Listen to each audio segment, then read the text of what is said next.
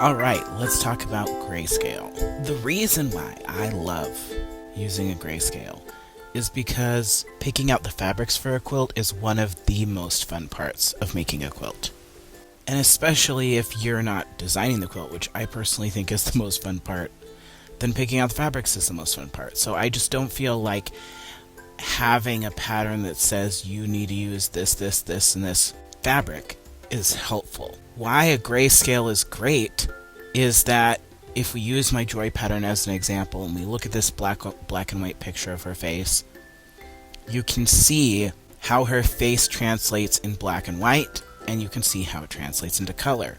Now, I chose to use neutrals. I used the Pure Solids line from Art Gallery Fabrics, and some of them were cool and some of them were warm. But when you have a Grayscale, you could literally use any color you want. Now, obviously, it's a face, so it would look weird. I mean, you could say it would look weird if you use unnatural colors, but I've seen people do portraits with all sorts of crazy colors and it still works. Using a Grayscale makes it so that as long as the fabric you're picking is the right darkness or lightness, you'll know that it'll still look like what it's supposed to look like.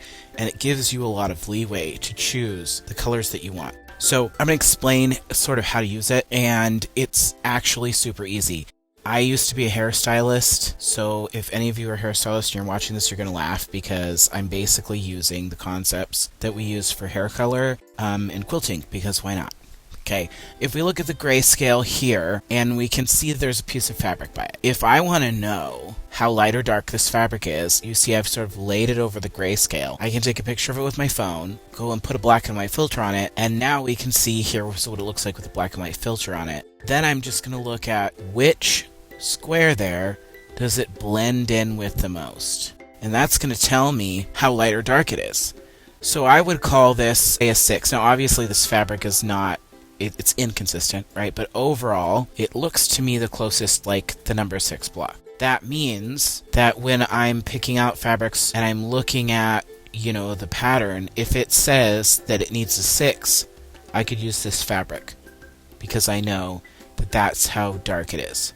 Okay, so that's a basic idea of how you would use this. Even though I give an example Grayscale here, it doesn't necessarily have to be exactly like this Grayscale. Like if you picked out 10 fabrics and you lined them up from darkest to lightest and overall they seemed a little bit different, you could use those fabrics as your own Grayscale, and then you could compare any fabrics you decided to add to those fabrics by doing the same thing where you take a picture, put a filter on it.